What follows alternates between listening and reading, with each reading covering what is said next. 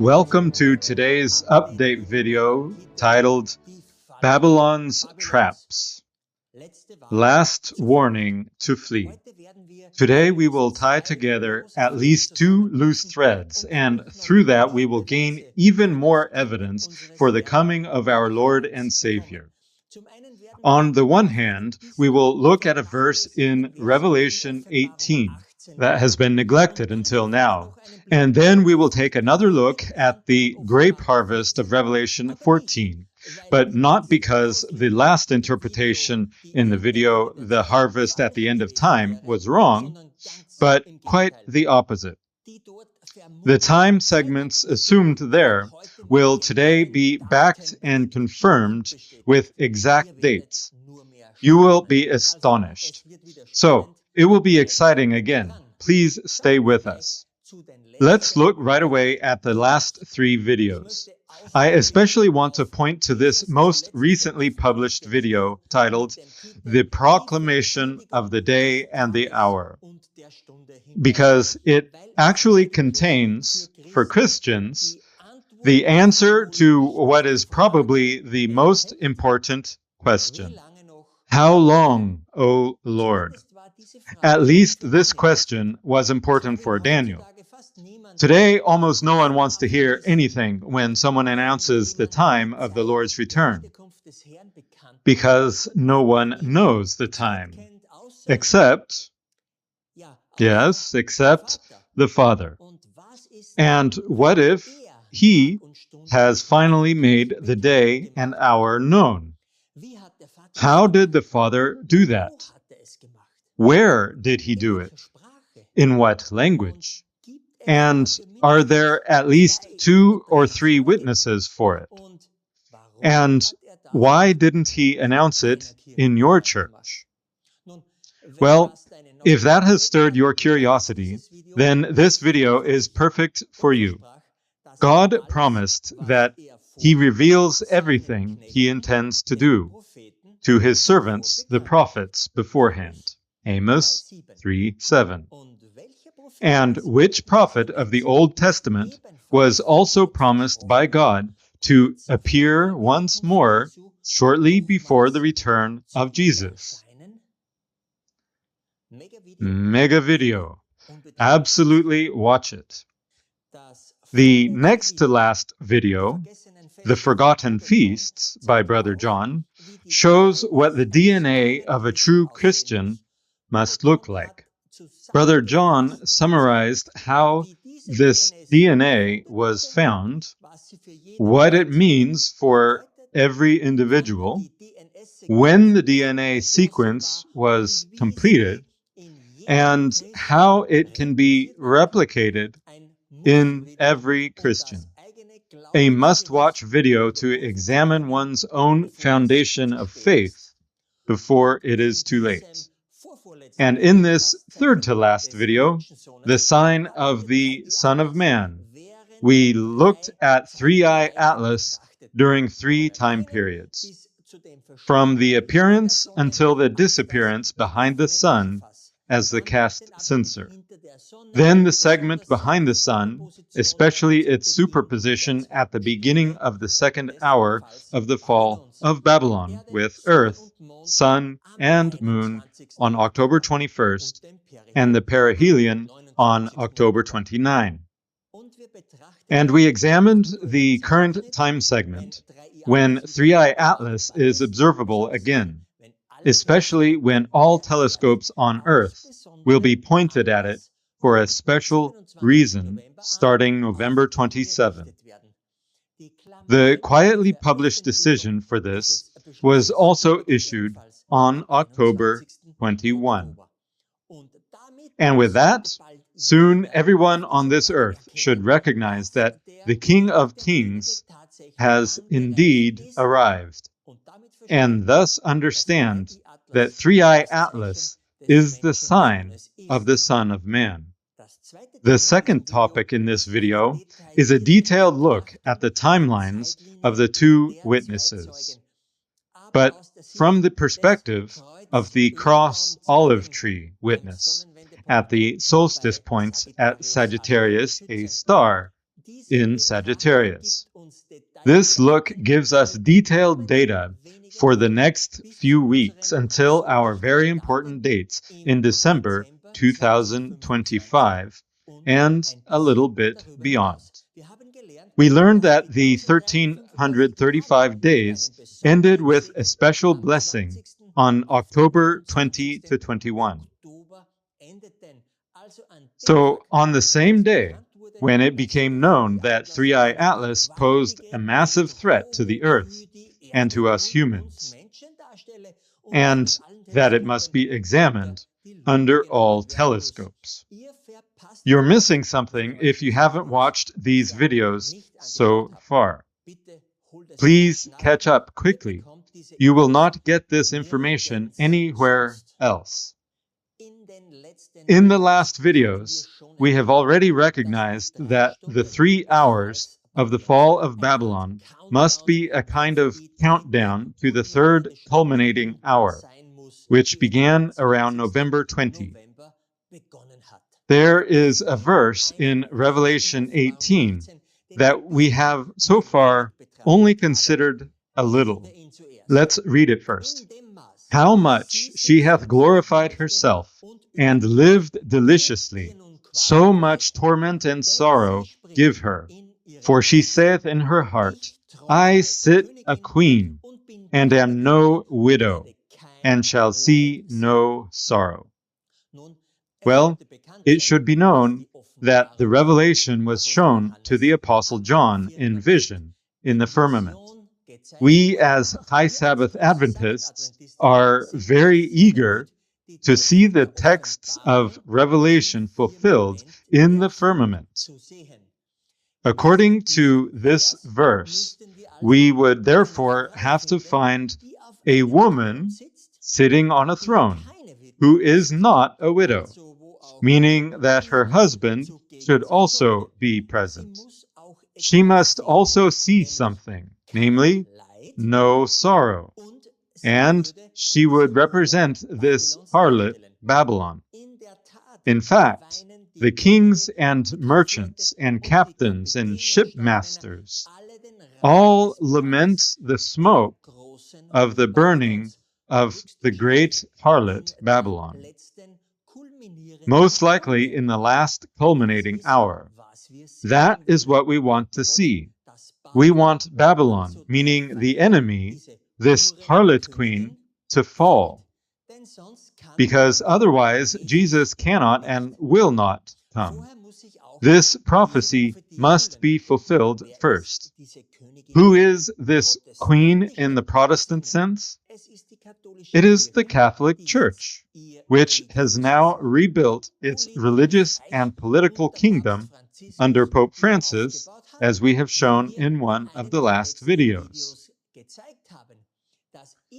The dot on the I is the current American Pope, Leo XIV. The seemingly deadly wound is healed. We will learn more about this at the end of the video. We saw Pope Francis speaking before the United Nations, and even before the chambers of the United States. We saw a Pope before the 10 horns of the European Union. Everyone knows that the seat of the Catholic Church is the Vatican, a small city-state in Rome as the seat of this harlot. And Rome is in Italy, and Italy is in Europe. So if one wants to see the harlot Babylon burn, as Revelation 17 says, then one would have to at least see Rome, the Vatican, burning in some form. Now I have spoken badly about the Vatican as the seat of the harlot Babylon, and many are probably outraged. But here are 2 biblical proofs that Rome is meant. Do you know the history of Rome? Did you like this subject in school? Here is a historical fact in the Bible. Let's read.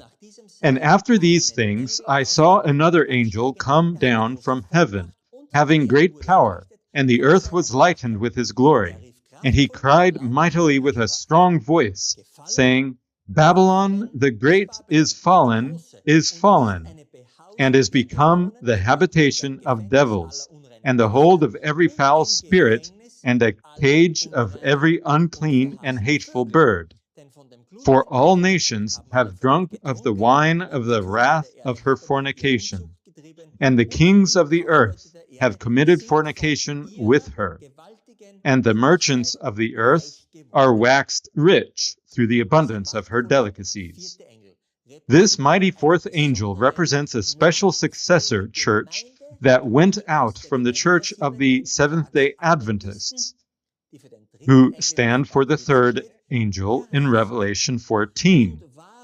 And why this fourth angel is called High Sabbath Adventists is something Brother John summarized impressively in the video, The Forgotten Feasts. In this video, you can learn quite a lot about the work and activity of this special church at the end of time. This fourth angel is the one who testifies that Babylon has fallen twice. This image testifies of the first fall of Babylon. Do you know what is meant? It is not the ancient Babylon, but Rome. Let's read. In AD 64, a massive fire devastated large parts of the city of Rome. Many ancient sources, especially Tacitus, Suetonius, and Cassius Dio, report that Emperor Nero either ordered the fire himself or at least allowed it to happen deliberately. His goal was apparently to create space for a new, magnificent city built according to his own artistic and architectural ideals. At the center of this new Rome, he planned to erect his immense palace, the Domus Aurea, Golden House, a symbol of his power and divine pretensions. But Nero's motives were not driven only by vanity and ambition. At that time, Rome was an overcrowded, chaotic, and often decaying city, filled with narrow alleys and wooden houses that constantly posed a fire hazard. Many districts were considered breeding grounds of filth, disease, and social scum. Nero saw the fire as an opportunity to purge these slums and rebuild the city according to his vision. Clean, orderly, and grand, with wide streets, stone buildings, and symmetrical layouts. However, when the people turned against him and accused him of starting the fire, Nero shifted the blame to the Christians, claiming they were responsible. This marked the beginning of the first great persecution of Christians in Roman history. In truth, the fire became a tool of political and social control, allowing Nero both to realize his building ambitions and to strengthen his power, an attempt to replace the old chaos with his self-styled divine order. That is the first burning of Rome. That is the first fall of Rome. And in Revelation 18, we read that Rome falls a second time.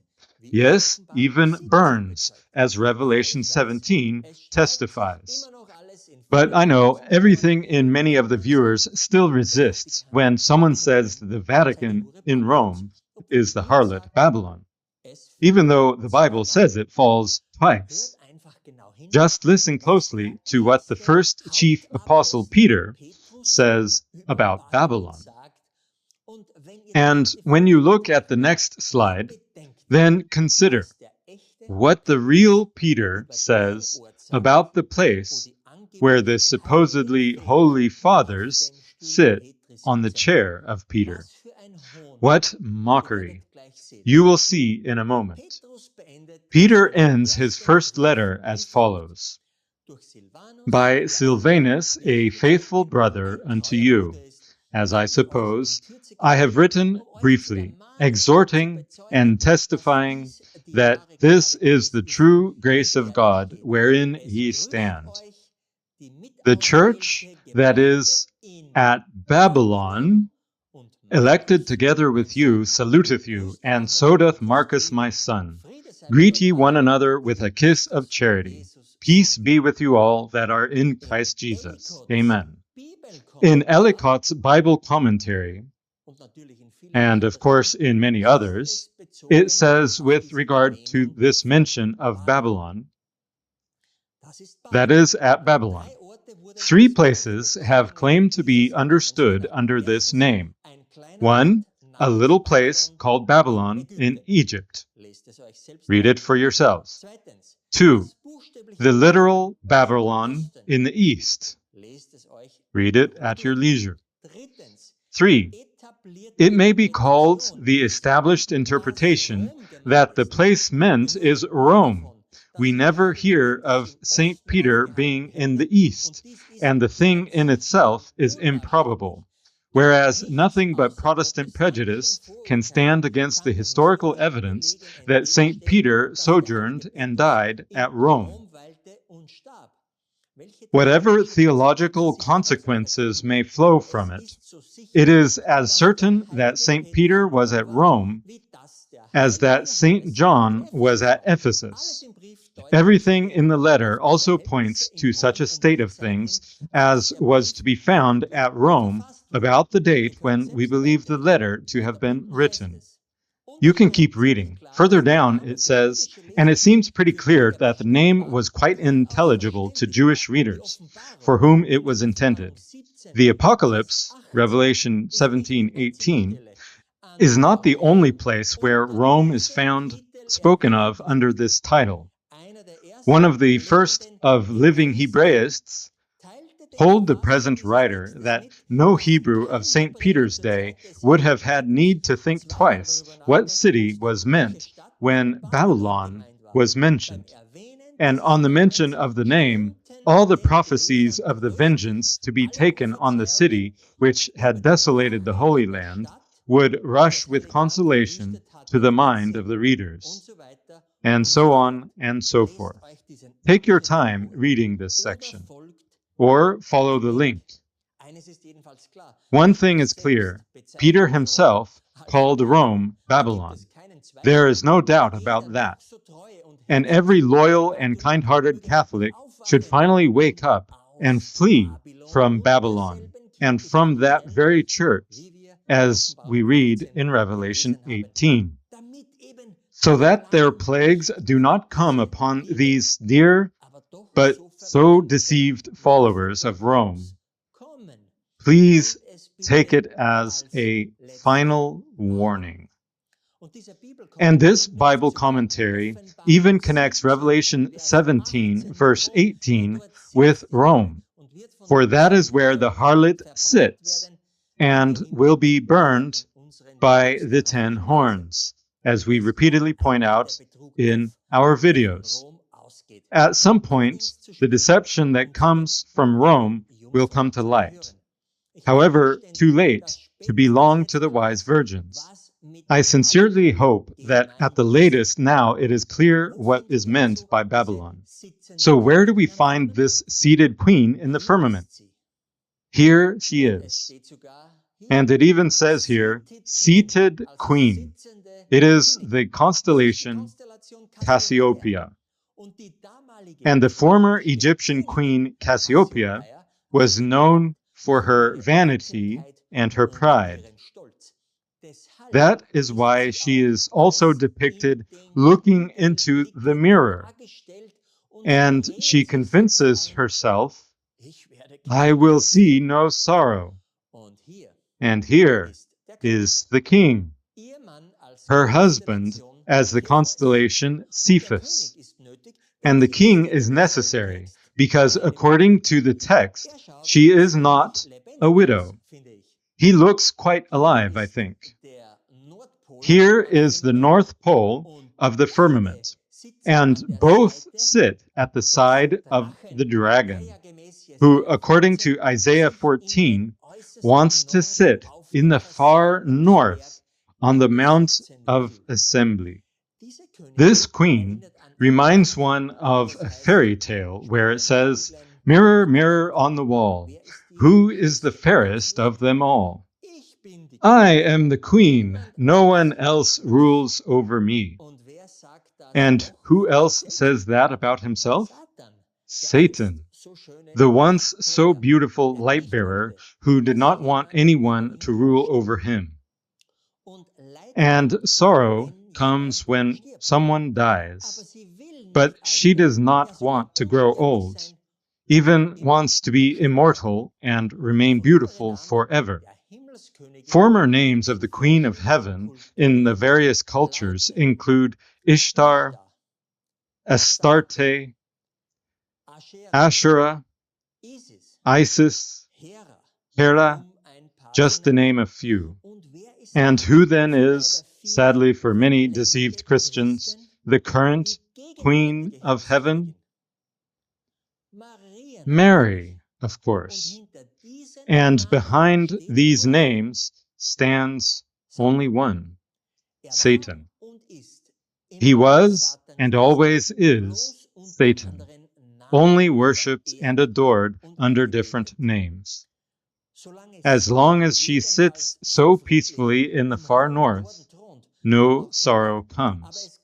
But the day will come when her sorrow will indeed come, because she, as a picture of the harlot Babylon, lived so gloriously and luxuriously. Let's read the next verse.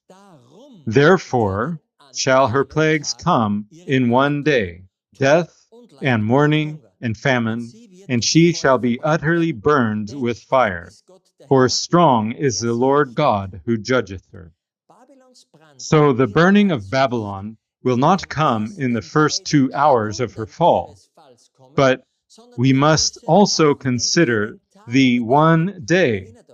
Remember, we have already recognized that the 3 hours of the fall of Babylon are to be seen as a countdown toward the culminating 3rd hour.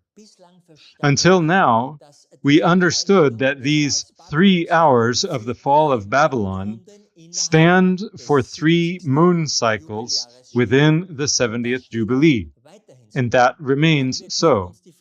But we can ask ourselves whether there is also a specific literal day in the culminating 3rd hour of the fall of Babylon, from November 20 onward.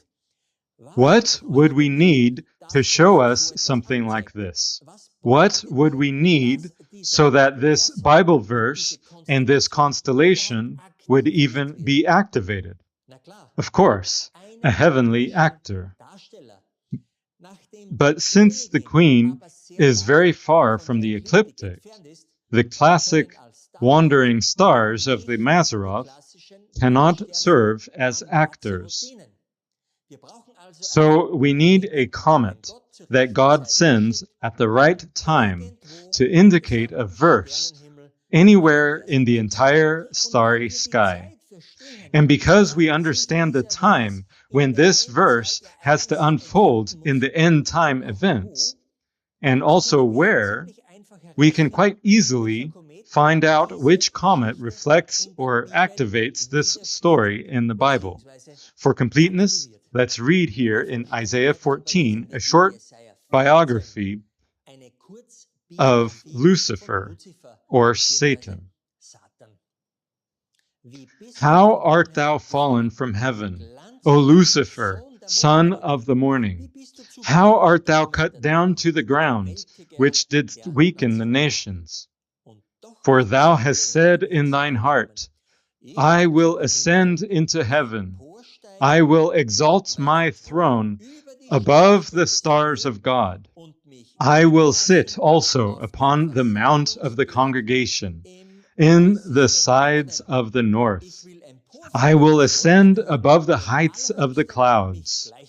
I will be like the Most High.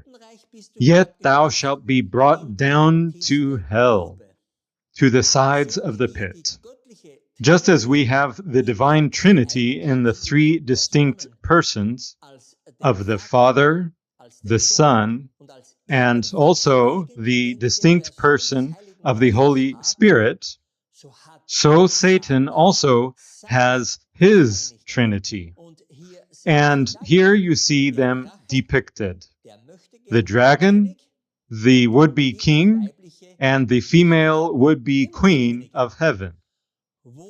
Where does Satan go? We have read it. Into the sides of the pit. Or, as it says in Revelation 20, into the bottomless pit. We will still come to what, where, and when that will be. Which comet now activates this queen, so that we know when her day of sorrow will begin? Does this path look familiar to you? First, look here below. Here we have C2025K1, which we already used in our last videos when we introduced the call to the supper of the birds on October 8 to 10. Do you remember?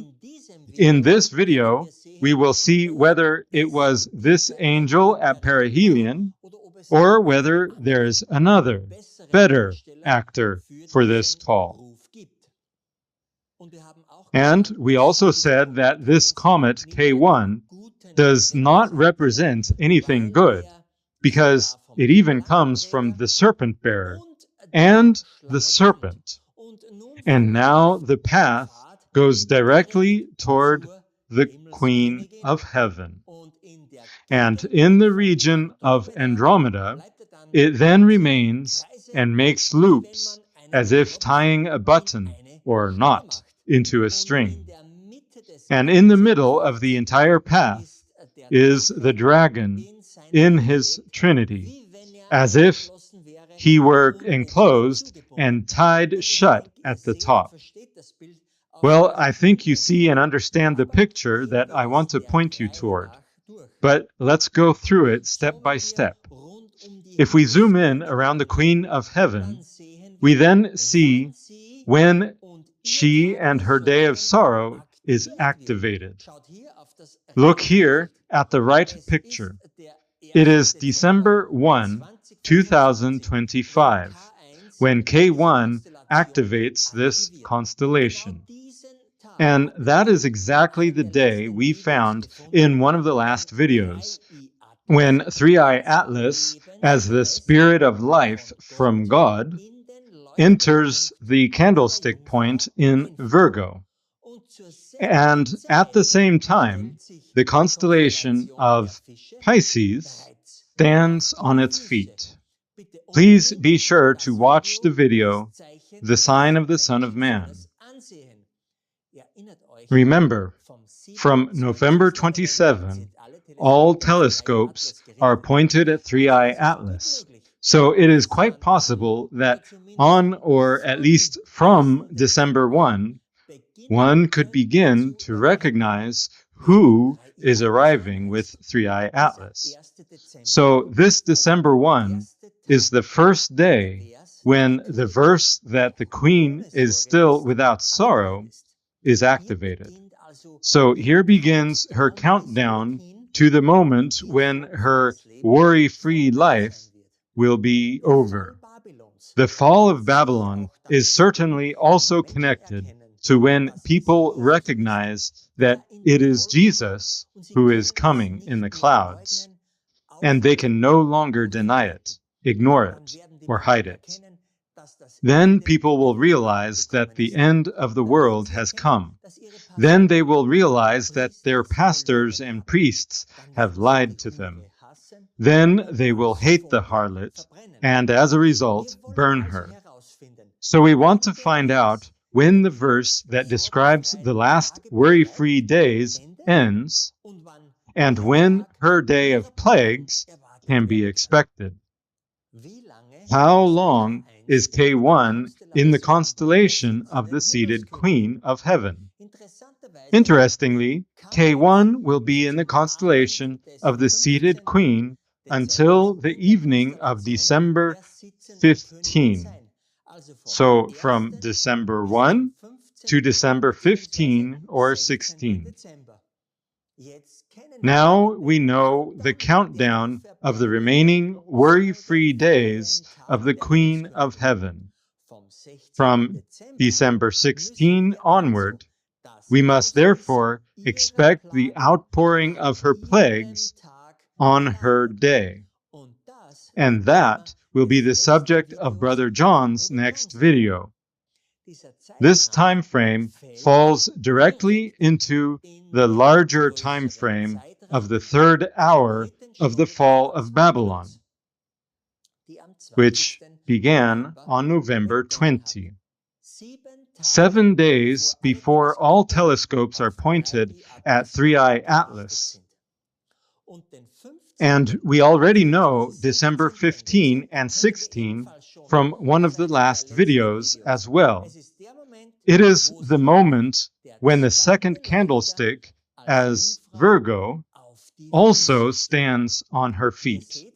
You see, today we are coming from a completely different angle than in previous videos, following a completely different approach, and we end up at the same important dates.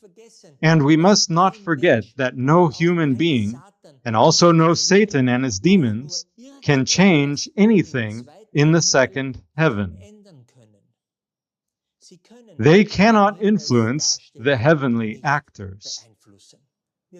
So we can summarize that we can expect the true midnight cry at the earliest from December 1 onward, when the virgins will gradually recognize who has come with Three-Eye Atlas, and from December 16 onward, which is also the cornerstone laying day, followed by the 5 days of the Hanukkah feast, things will become more than uncomfortable for Babylon, because the wrath of God can no longer be held back much longer.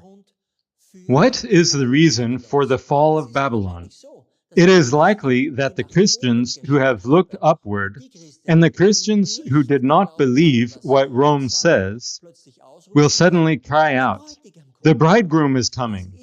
According to this study, this is the time period of the midnight cry. In the same time period when the midnight cry sounds, such an escalation of things could occur that we might have a nuclear war in Europe. At the same time, the believers who look upward know that our redemption is near, and they call out in the midnight cry, "The bridegroom is coming." Fear and dread will spread. All people, even those who don't even read the news, will know what is happening on the earth and in the heavens. In this time, we must have hope that Jesus will redeem us very quickly. What comes next for Satan when K1 leaves the seated queen on December 15? If we zoom in here again, then we get this view. From this side, the comet K1 comes out of the Queen of Heaven and moves into the constellation of Andromeda. The comet remains in Andromeda until January 18, 2026, and something immediately catches our attention: the chain we see at her hand.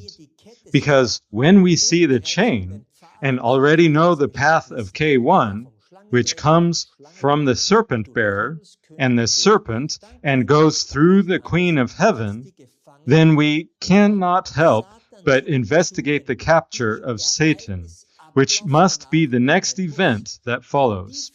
And we find that in Revelation 20. Let's read. "And I saw an angel come down from heaven, having the key of the bottomless pit, and a great chain in his hand. And he laid hold on the dragon, that old serpent, which is the devil and Satan, and bound him 1,000 years, and cast him into the bottomless pit, and shut him up, and set a seal upon him, that he should deceive the nations no more, till the 1,000 years should be fulfilled. And after that he must be loosed a little season." The angel should be clear. It is K1 who activates Andromeda, and thus tells this story on the firmament. His path itself is like a chain around the dragon, as we already showed in a slide earlier. But of course, we also see the chain here, and that is more than interesting. But what is the bottomless pit? We have often explained that we have applied it to our black hole Sagittarius, a star, where nothing escapes. Well, good. But on the one hand, with K1, we are not near our black hole by the cross. And on the other hand, it would be unthinkable that the Father himself would cast Satan, meaning the dragon as the old serpent and as the devil, into his heart for 1,000 years, to express it very simply. But what is already clear is that we need a black hole for this verse. But which one? It must be the black hole of the Andromeda galaxy that K1 is pointing to. That must be the galactic prison for Satan, in which he will be bound for 1,000 years. Just so that one can imagine it a little, our black hole is about 4 million solar masses, while the black hole in the center of the Andromeda galaxy is about 100 million solar masses. So that is a high security prison for Satan. Of course, outside the holy city, far away from our Milky Way. Here we see the chain and the bottomless pit together. Here you see it again, slightly enlarged. That is the Andromeda galaxy. What is meant by this seal? On the one hand, we see here the circular and spiral-shaped path of K1, which one could interpret as a seal. But we have discovered something else that is very interesting. Namely, on January 18, 2016, when K1 leaves Andromeda and thus ends the activation of these verses. Yes, we are here on the Mazzaroth and directly in front of the head of Capricornus. For he stands for Satan on the Mazzaroth as the goat Azazel, who at the end of the Day of Atonement was brought into the wilderness by a man specifically appointed for that purpose. And there Azazel, upon whom all the sins of the people had been placed, was thrown into the pit. This antitype must also be fulfilled at the end of the heavenly Day of Atonement. And here you see an unusual gathering of heavenly actors. The sun, the moon, Mars, Mercury, and Venus.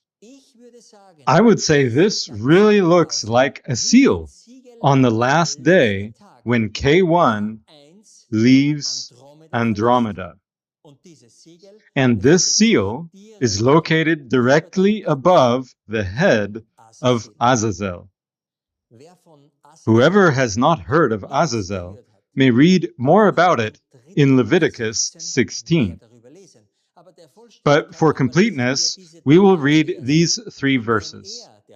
And when he hath made an end of reconciling the holy place, and the tabernacle of the congregation, and the altar, he shall bring the live goat, and Aaron shall lay both his hands upon the head of the live goat, and confess over him all the iniquities of the children of Israel, and all their transgressions in all their sins, putting them upon the head of the goat, and shall send him away by the hand of a fit man into the wilderness.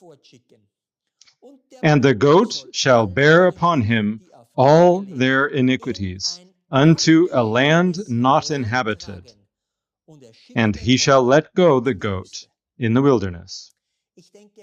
I think it has become clear by now what the uninhabited land is. It is not within the Milky Way, but far away, the black hole in the Andromeda galaxy. Whoever would like to read a bit more about this ritual on the Day of Atonement, appointed by God, may follow this link and read the slides there, especially starting from slide 50. If it should happen that such a man, prepared and set apart for this service, is really needed for the ultimate fulfillment of this antitype, then we can only ask that you include this man in your prayers, that he will truly be fit to guide Satan to Andromeda, and then afterward return safely to the Milky Way. I will say it again. Read through those slides. Then you will know that this journey was not fun at all. So much for the first topic of this video, where we looked at the verse of the seated queen and the imprisonment of Satan. Now we know where she is, who activates these verses, and in what time frame this one day of the fall of Babylon must take place within the culminating third hour. The second topic of this video is also a verse that we must examine more closely. It again concerns the harvest texts, but this time only a single verse that we now understand better. And you will see that this cutting of the grapes and filling of the winepress is perfectly represented on the firmament within the already known time period. The grape harvest culminates in the treading of the winepress of all nations. Everyone who is not saved will die on this earth. When we see these texts perfectly fulfilled on the firmament, then we know that Jesus truly comes to save us before the winepress is trodden. When we see through an actor in the heavens how the sickle is laid to the earth, and how the winepress is already filling, then we know that the treading of the winepress will take place afterward, and that the end of the world has come. These two videos form the foundation for today's update on the grape harvest. Whoever has not seen them yet, please absolutely catch up. I will no longer explain everything today, because those videos are already published for that purpose. In them, we were able to define rough time periods when the call of the harvest could be given, and from when the cutting and filling of the winepress might take place, as you can see here. Which verse are we talking about that we will focus on today? And the angel thrust in his sickle into the earth, and gathered the vine of the earth, and cast it into the great winepress of the wrath of God. This is the grape harvest sickle. It was fully depicted on June 21, 2025. That means that from that date onward, the grape harvest could have begun. But we are not sure whether it has already begun. What suddenly happened in June? At that time, we received the first photos of Three-Eye Atlas at the cross on the other side of the galactic equator. We saw a grape harvest sickle ready, and Jesus finishing his ministry in heaven, because we suddenly saw Three-Eye Atlas as the censer that was cast toward the earth. All of this is in harmony with the heavenly canvas and the Bible verses. We saw that the intercession was at least in its final stages. In a recent sermon, we showed where the winepress is depicted in the heavens. We have already perfectly identified the winepress, but what we did not yet have was an activation of the winepress. The winepress is always there. There are fixed stars that form the tail of the scorpion. We have the feet of Jesus there. They are, so to speak, there since the year AD 31. But the winepress has so far not been activated by a moving object. There are open questions. How do we get from Orion with the sickle to the earth, for example? Where is the earth in this context at all? Do we see the grapes on the vine? How is the winepress activated? How is the treading indicated? Whoever has already seen Brother John's last video already knows some answers from it. Whoever has not seen it will be amazed how the Lord does this on the firmament. We know where the winepress is that Jesus treads, right here. And now look at the path of this comet. It travels through the head of the serpent and through the evil serpent bearer and goes directly into and through the winepress. And this comet also goes directly to the feet of Jesus at the cross, who treads the winepress alone. That is extremely striking, and therefore we must review the path of this actor in combination with the grape harvest texts, again, to see whether we obtain a more complete picture. Which comet is this? Here is again the already known table of the 7 current comets that have either their perihelion or their closest point to Earth in the last months of this year. We are not considering the 2 periodic comets, but only the actors that come from far away, unexpectedly. We want to know whether there is a comet that is near or in the winepress around December 19. And there we find only one that we have not yet considered. C 2025 A6. By the way, this is a very well-known comet, flaring brightly for quite some time and seen everywhere in the press. Let's look at the data. The comet was discovered on January 3, 2025. On the well-known October 21, that is, at the beginning of the second hour of the fall of Babylon, was its closest point to Earth, and it reached its perihelion on November 8. And on December 19, it is in Scorpius. Keep these dates in mind, please. Let's now look more closely at the path of this comet. Here is the entire path of C 2025 A6.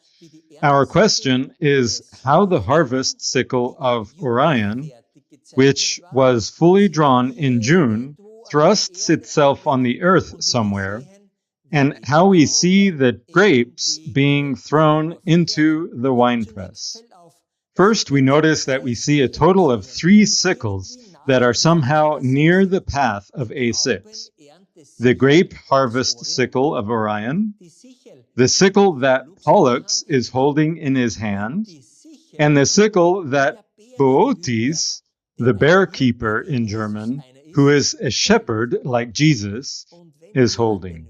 And when we think of the verse that the sickle is thrust into the earth, then we must logically examine where A6 had its closest point to earth. From the previous table, we know that it was October 21, and A6 was on that date exactly here in Bootes. That is in the shepherd holding a sickle. Wow, I would say. That is more than fitting. Could that be the beginning of the cutting of the grapes, as we had already correctly assumed at the beginning of the second hour of the countdown to the fall of Babylon in the previously shown harvest videos?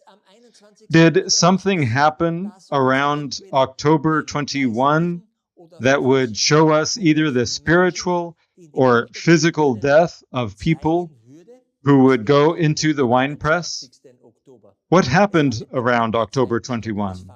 It was the beginning of the second hour of the fall of Babylon. In the USA, social tension is currently increasing further, and uprisings are breaking out across the country against Donald Trump. Already toward the end of the first hour, we saw the massive No Kings protests. But what is behind this? Why are millions of people in the USA, but also in Europe, all the way to Berlin, out on the streets? The masses fear a dictatorship, while at the same time, the ICE raids and deportation policies fuel further unrest. Many believe they are fighting for something good and still turn to violence, weapons, stones, arson, destruction. But whoever uses violence does not stand on the side of the army of Jesus Christ. The population is being driven nationwide toward a civil war. What would be the consequence? A divided country becomes vulnerable. An army that separates itself from the commander-in-chief. Christians standing against each other. Political camps arming themselves. Such an America can no longer guarantee its own defense. Behind all these developments stands ultimately only one single power, Satan, who stirs up the masses to war. A civil war in the USA comes dangerously close to the outbreak of a third world war with nuclear weapons, because the enemies of the USA would exploit the moment of weakness. Later in the video, we will return to far more insidious attacks of the enemy. And many Christians and Protestants have already fallen because of this and will still perish. For the sake of completeness, the perihelion should be mentioned once more. It falls on November 8 and lies directly in the serpent bearer. We will later see what Ophiuchus has to do with the grapes. But the serpent bearer commonly stands for the papacy, meaning for the harlot Babylon. And in Revelation 18, we read that Babylon has become a dwelling place of all unclean birds. That is, of course, an undeniable indication that A6 is pointing to the verse in Revelation 19, where the call goes out to the birds of the heavens to prepare themselves for the great supper of God. As the video progresses, it will become even clearer that it must be this moment and this actor. When, then, would A6 activate the winepress? Now we come to the most important part. When does A6 activate the winepress? When does it cross this upper line that symbolizes the lid of the winepress? That would indicate when the winepress is filled all the way to the top. This takes place exactly on December 21, at about 5 p.m., shortly before sunset on that day. This moment points to a very significant date in the prophetic timeline. You remember that from December 17 to December 21, we have the 5 days of Hanukkah, when we expect the symbolic entering of the 5 wise virgins during these 5 days. That A6 would point exactly to this date is already exceedingly astonishing.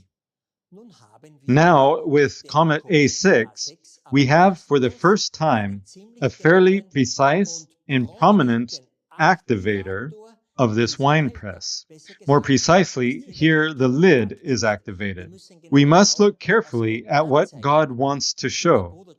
Whoever has already watched Brother John's last video, the proclamation of the day and the hour, already knows what A6 also indicates.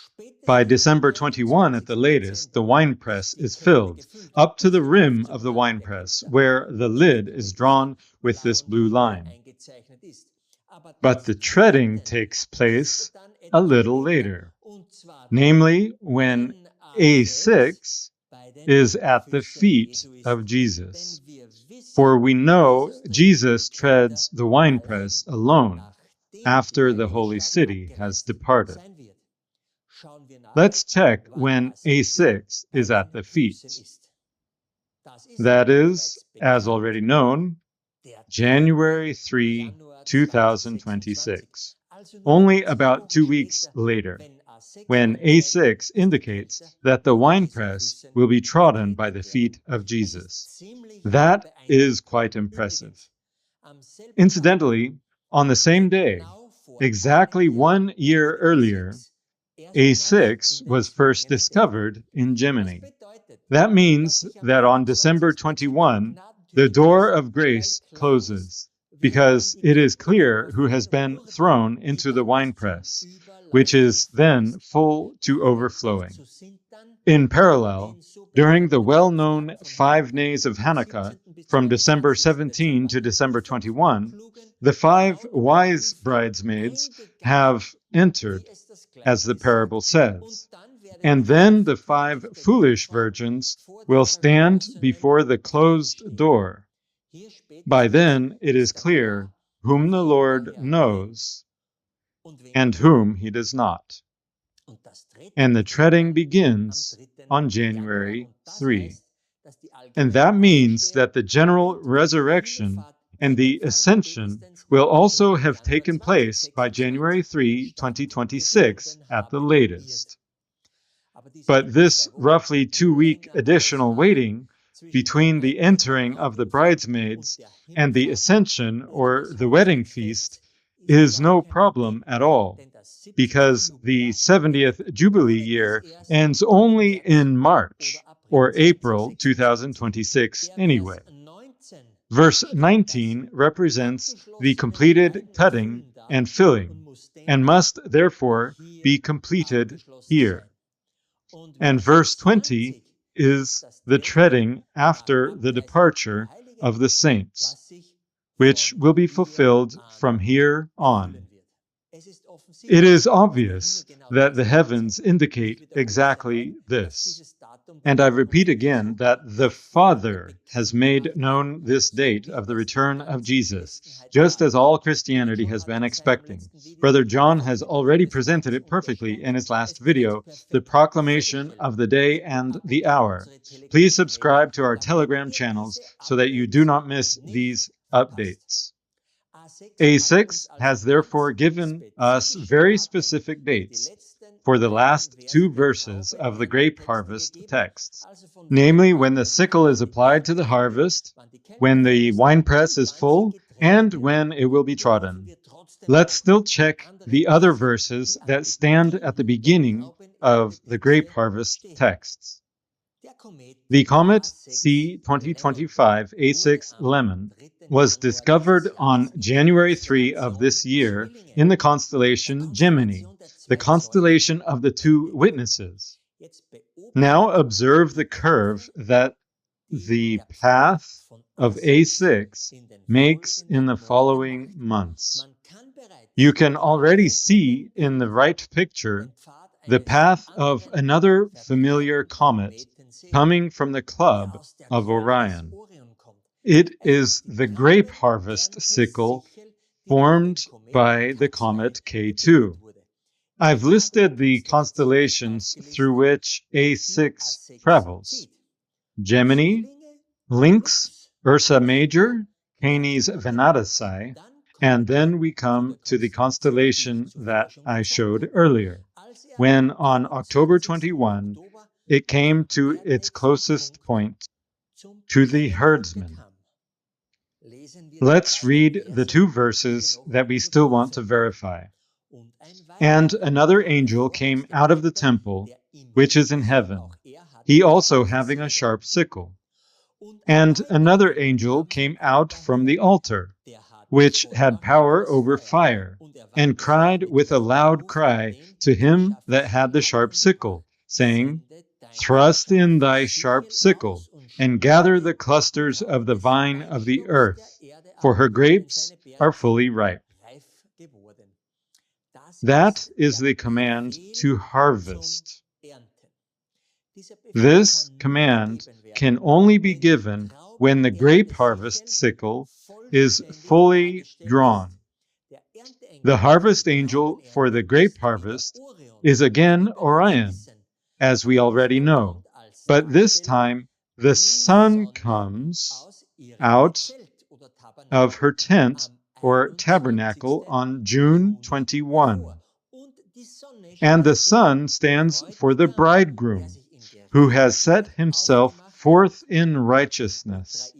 And Three-Eye Atlas appeared on the other side of the galactic equator at the cross as the censer that was thrown by our heavenly high priest, as already explained in the harvest video. This comet angel has power over the fire. This is that dialogue, and nothing new so far. But today, thanks to comet A6, we can add something more. This K2 sickle that Orion has must somehow be applied to the earth. We already know the point in the herdsman, but how does it get there? With A6. And here, only 3 days after the solstice, on June 24, you see the handover of the sickle to A6. And 1 day later, we have the first photo of Three-Eye Atlas. In the picture, you see the comet A6 Lemon with its path through Gemini. But what is incredible and was not discovered before is that we have a Sun-Jupiter conjunction directly on A6. And with that, this handover of the sickle and the bringing to the earth is activated. Before, we could not understand how this sickle was sent to Jesus on the other side of the galactic equator toward the winepress for the grape harvest. That is what we could not connect. We did not have this path of A6. So everything is very clearly connected. It's a huge living picture that is displayed in heaven, a so-called moving sign. I think that now our rough interpretation at the time of the grape harvest texts in the video, The Harvest at the End of Time, has been magnificently confirmed by A6. Now we can directly see the handing over of the sickle from Orion to A6, who carries out the sending all the way to the herdsman. There, the closest point to Earth is indicated, and our original assumption is confirmed as to where the cutting and filling began. And finally, A6 explains in detail when the winepress is full. And A6 has us also slightly corrected by about 2 weeks, when the treading of the winepress, and thus the ascension, will take place. So far, that is, in my view, the extremely compelling and final update to the harvest at the end of time. In conclusion, we now come to the famous enemies of Jesus. Comet A6, of course, also points especially to the enemies of Jesus. Let's first read the corresponding Bible text. And the beast was taken, and with him the false prophet that wrought miracles before him, with which he deceived them that had received the mark of the beast, and them that worshipped his image. These both were cast alive into a lake of fire, burning with brimstone. Don't forget, Satan himself is not thrown into the lake of fire at first, but into the bottomless pit, which we have already identified as the huge black hole of the Andromeda galaxy. But in this verse, it's about the beast and the false prophet at the end of time. In the image, you can see the path of A6. It goes through the head of the serpent and essentially cuts it off, as it seems. Then it passes through the entire constellation of the serpent bearer, Ophiuchus. Then it comes to the constellation of the beast, Scorpius, and finally even crosses the winepress. It depicts the casting of the enemies of Jesus into the winepress. What is the constellation of the beast? It is, of course, the scorpion, as already mentioned many times. What is the false prophet in this context? When you move through this region with A6, the only false prophet the path points to is the serpent bearer, Ophiuchus. He is a false prophet. He holds the serpent of false prophesying in his hand. It even coils around him. And this will later be very important. The papacy and many teachings connected with it are a terrible deception for the people. We have already reported extensively about that. Just earlier, we spoke about the veneration and worship of Mary. Don't forget the change of the Ten Commandments as Moses received them. Where are those two thrown, as the path of A6 indicates? Into the winepress. What then is the winepress? Also the lake of fire. When the winepress is activated, something is activated on earth that resembles a lake of fire. What could that be? A supervolcano, for example? We have several candidates, especially in Italy. Campi Flegrei, for example, a supervolcano that could plunge the whole earth into disaster. And it lies largely under the ocean. So it could be a lake of fire. That is one possibility. And it would devastate Italy, Europe, and all the regions there. Its eruption would then cause a nuclear-like wind across the entire earth. We will soon see what it really is. To summarize, by associating the beast, as always, with the scorpion, we find that the false prophet must be Ophiuchus, the serpent-bearer, who usually stands for the Pope of Rome.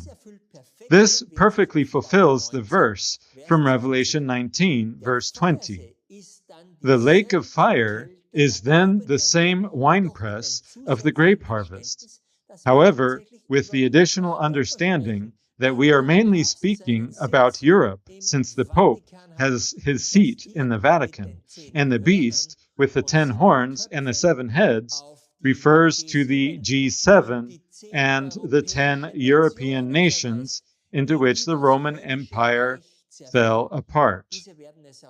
These will also be the ones who, according to Revelation 17, will burn the harlot with fire. What about the grapes in the last harvest?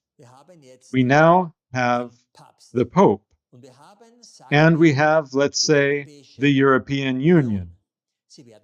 They will be thrown into the lake of fire. But is that all?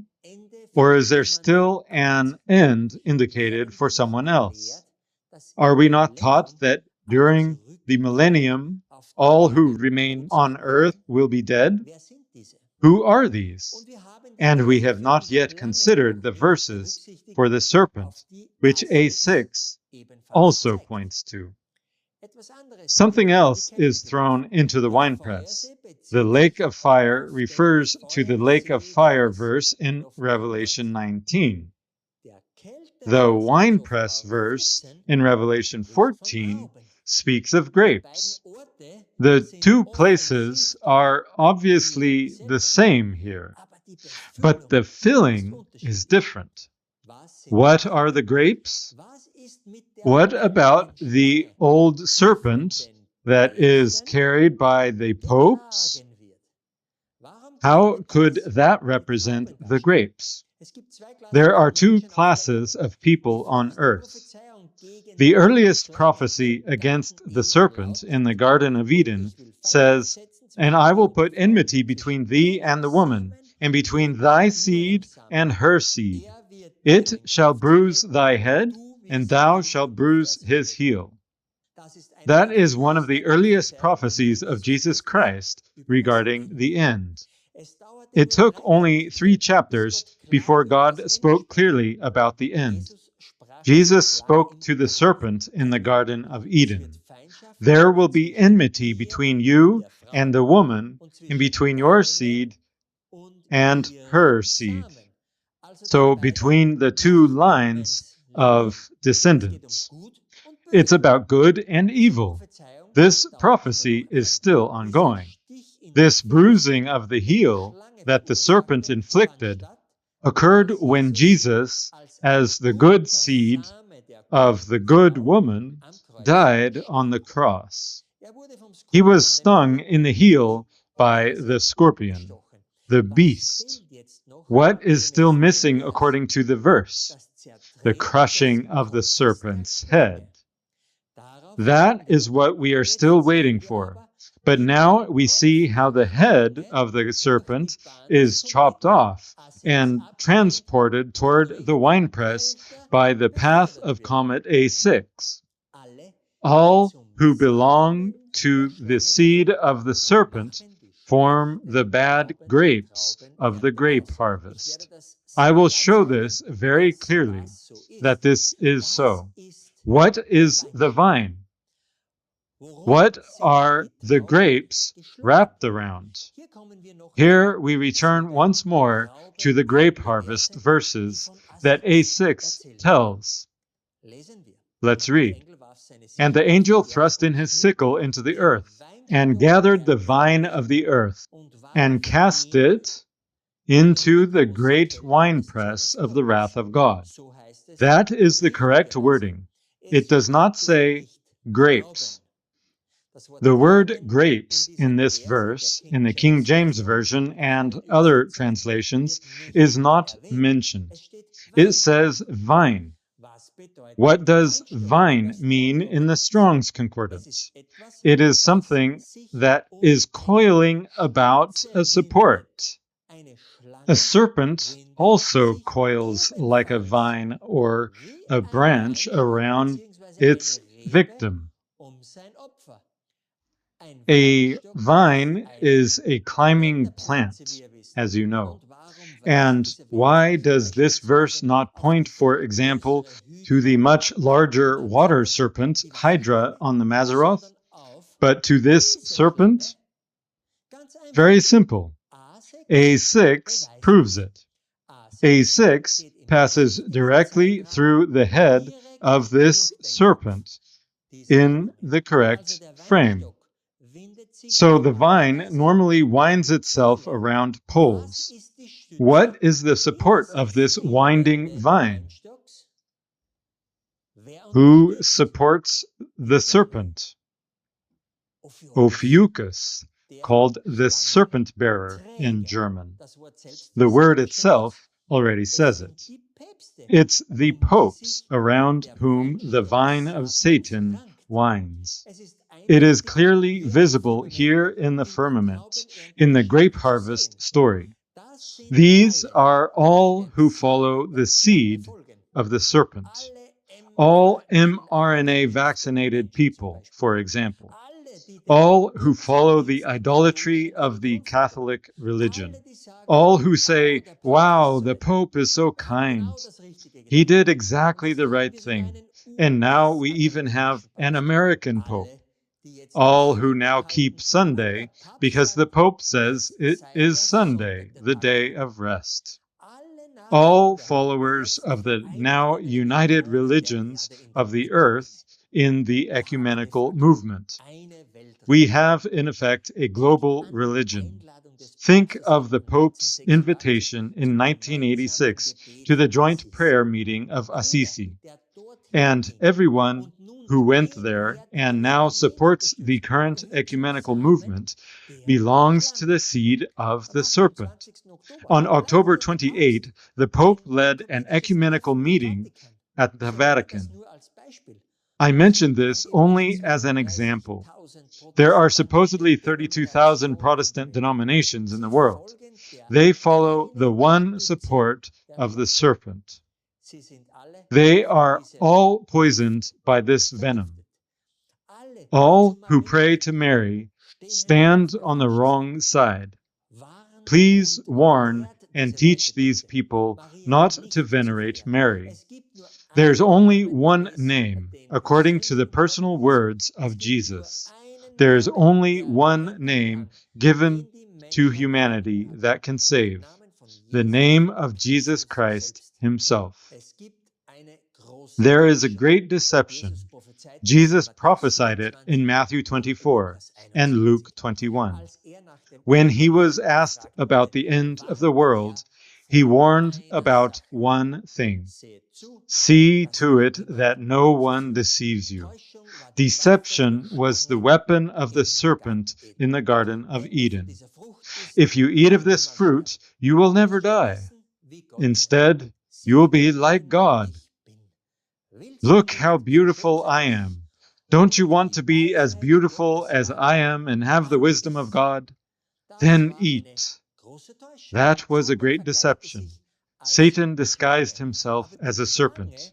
But the serpent was not an ugly creature. No, it only became that when God later cursed it.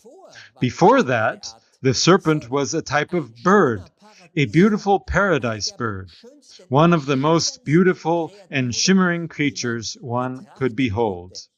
It was colorful and could fly. Eve was deceived by the beauty of this creature on the wonderfully attractive tree of the knowledge of good and evil, and the wonderfully shining fruits. She was deceived and ate, and afterward God visited Adam and Eve shortly after this event.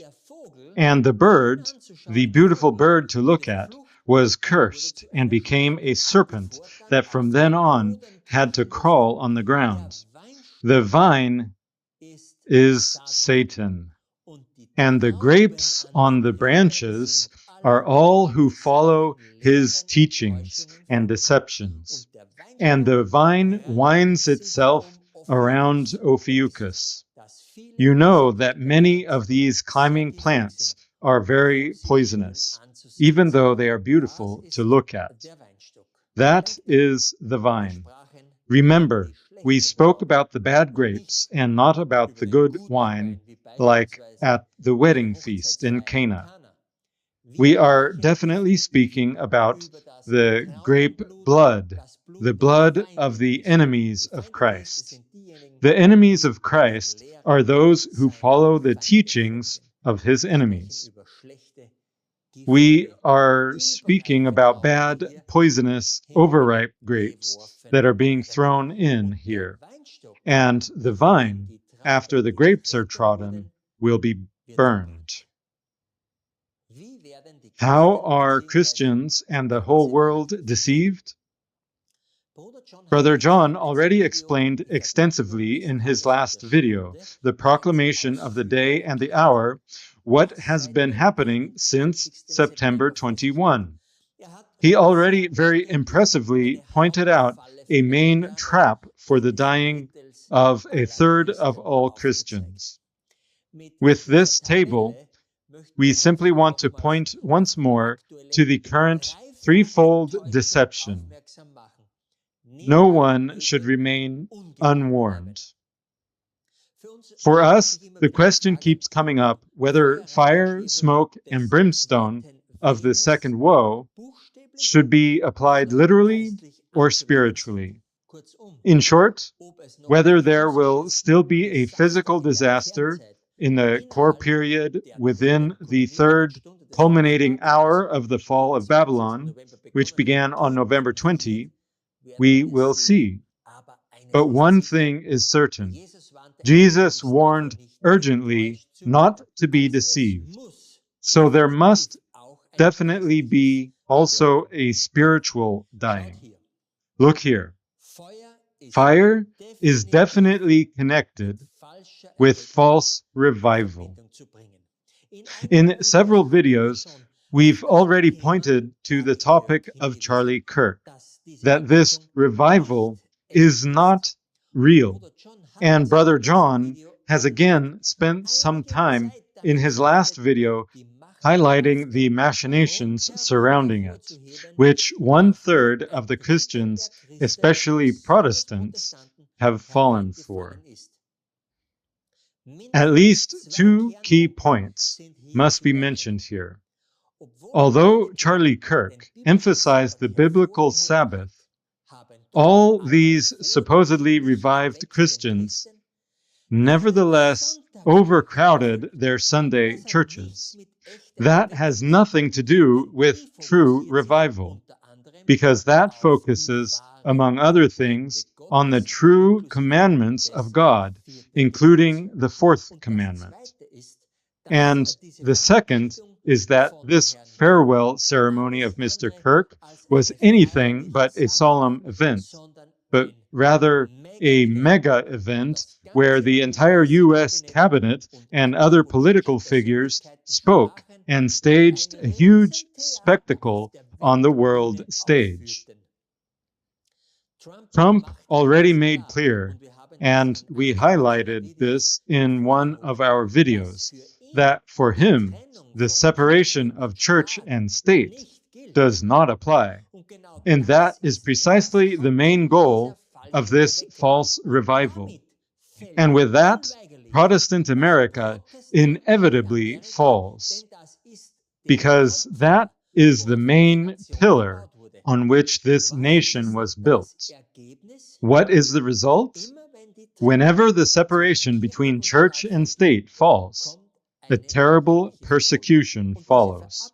And this farewell ceremony, with which this false revival began, took place at the beginning of the first hour of the fall of Babylon, where the kings of the earth, that is, of the USA, lamented.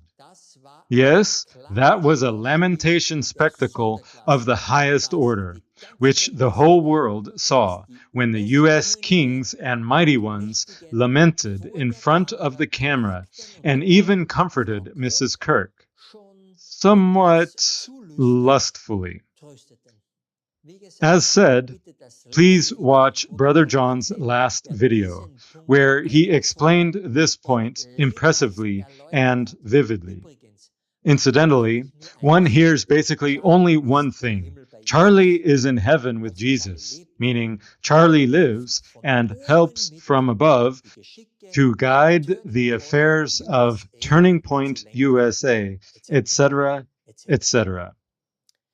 That is pure spiritualism, because the Bible is clear. The dead know nothing and wait in the grave for the resurrection on the last day. How can it be that supposedly Protestant America is so trapped in spiritualism? A mega trap for anyone who believes this. Why should Jesus even return if people who die are already with him anyway? Why is a resurrection needed? The next trap, which may have passed unnoticed by many of you, is that King Charles traveled to the Pope on October 23 to pray with him.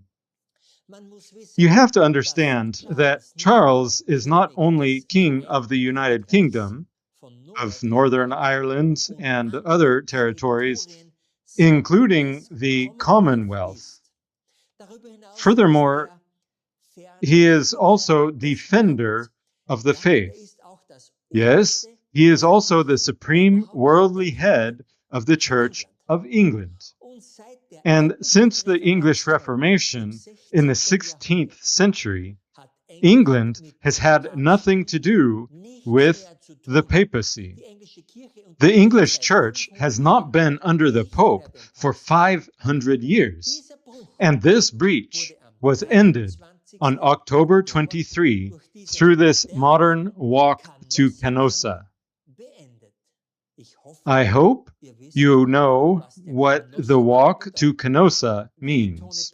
As Tony Palmer, an Episcopal bishop in England, said not long ago, the protest is over. And that is indeed what has now come. It is no longer about doctrines, about teaching, but ecumenism is what matters. Everything back to the Mother Church.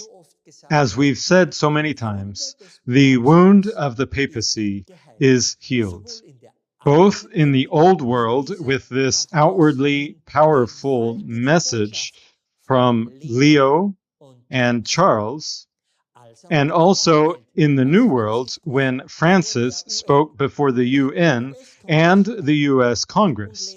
And Leo is now also the first American Pope. The unthinkable has happened. If you look at the lamenting in the second hour of the fall of Babylon, then these are the merchants. How fitting that the Commonwealth, as the name already says, is probably the oldest trading community we know, and King Charles is the head of it, the one who, standing on behalf of the most powerful king of Europe, had to pilgrimage to Rome. I would say a perfect hit with an equally perfectly fatal trap into which many Christians and Protestants will fall. So, and on the third deception front, the earthly 14th lion himself is fighting. He delivered the likewise unthinkable on November 4. Until now, Mary, the mother of Jesus, had been given the role of co-redemptrix and mediatrix, and was therefore also worshipped and venerated. Although she, just like Charlie Kirk, simply rests in the grave until Jesus will raise both of them, and many of the redeemed on January 3. And this veneration of Mary was and is an absolute no-go for true Protestants. That is a huge reason for separation. But on November 4, the unthinkable happened. Pope Leo decided that Mary is no longer co-redemptrix and mediatrix. Bombshell. And just like that, one of the greatest barriers has fallen. Protestants now have a huge reason to no longer resist returning to Rome. Leo is indeed a very cunning lion who is a pillar for Satan, trying to devour as many as possible by letting the dividing barriers fall. And do you know which barrier also fell? Pope Leo has for some time now made it unmistakably clear that there are only two genders, male and female, and that is also what true marriage means. Bombshell number 2. Another barrier has fallen. What then stops the blind leaders of the churches from leading their even blinder sheep back to Rome? nothing anymore, or better said, almost nothing anymore. By the way, look at the third hour. There the shipmasters or captains lament. Is it not so that people speak of church ships? Yes, and the leaders of the churches are the captains of the church ships. The captain of the mother church has just taken huge steps and has steered his church ship toward the Protestants, or opened it for them. Many will fall and will see in Leo the most beloved, best, and most unifying pope of all time, and will go to ruin in the process. Yes, one thing is still missing. The Sabbath that has been highlighted since Charlie Kirk's death. It's still about the Sabbath Sunday question, the mark of the beast. But as we see, people are running into their Sunday churches instead of accepting the biblical Sabbath and fleeing from Babylon. And here, the final conflict will be decided. Wise or foolish? And Leo and Donald are both fighting on the same side to bring the protest down once and for all. Who is awake enough to smell the sulfurous, smoky, and burning roast and not bite into this bait? At the end, I have tried to complete our familiar timeline with the information we have worked out. In a previous video, we reconsidered the timelines of the two witnesses from the perspective of the cross witness. And here you see the end of the 1,335 days, and exactly on this October 21, it was quietly announced that from November 27 onward, Three-Eye Atlas must be observed with all telescopes. After that, you see the process where the breath of life from God enters the two lampstand points, in Pisces and in Virgo, followed by the process of standing on their feet. On December 21, the loud call at the cross comes, "Come up hither." And the next part in the verse must then logically take place on the newly discovered and Father-proclaimed January 3, where they ascend in a cloud. Brother John already presented this in the last video, the proclamation of the day and the hour. In green, you see the events shown by comet K1, which remains for these 15 days in the seated queen. That is why I highlighted this bar here, because it looks as if this marks the last days without worries for the heavenly queen. In this time, within the third hour of the fall of Babylon, the true midnight cry could also take place, because from November 27 onward, all telescopes will be pointed at Three-Eye Atlas. Then corresponding information about the nature of this special object will hopefully finally be made known. However it may be, please keep your eyes open and observe. On December 15 to 16, K1 then moves into the constellation Andromeda, and the outpouring of the plagues over Babylon must be expected. And after that, also the imprisonment of Satan will occur. Remember his prison in the black hole of Andromeda. Then I added a yellow timeline with the key dates of comet C 2025-A6 regarding the grape harvest. You see the sickle handoff here at the top. Then remember the closest approach on October 21, where the harvest sickle was thrust into the earth in Bootes. Shortly after, on November 8th, A6 was at perihelion in Ophiuchus. And after we've just seen the enemy's threefold plan of attack with fire, smoke, and brimstone, where Pope Leo shortly before, on November 4, abolished the separating Marian doctrine, it makes sense to see here the angel in Revelation 19, who stands in the sun and calls to the great supper of the birds. The threefold deceptions will claim their victims, and unfortunately, many bad grapes will be thrown into the winepress.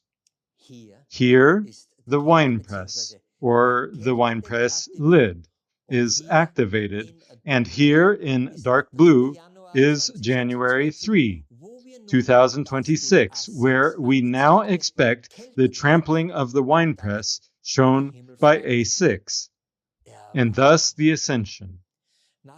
After the 5 days of the entering of the wise virgins, the closing of the door of grace takes place on December 21. God's children will then enter, or will have entered their chambers, because the unmixed wrath of God will be poured out. And by then, the second woe must also be over, because then it will be clear who belongs to the foolish virgins. Then it will be clear who did not survive the treacherous fire, smoke, and poison brimstone attack. Be careful, dear viewers. Not much time for repentance remains. What else can I say except, please wake up and make your decision now. If you have not done it yet, leave Babylon today. What are you waiting for? On the left, you see the vine of the false teachings of Satan, winding itself up on the papacy. After this video, it should be clear what the fate of these grapes is. On the right, however, you see the wedding feast in heaven, about which Jesus himself said at the Last Supper on earth, "But I say unto you, I will not drink henceforth of this fruit of the vine, until that day when I drink it new with you in my Father's kingdom." Where will you be found? Which wine is the better one? God be with you. Amen.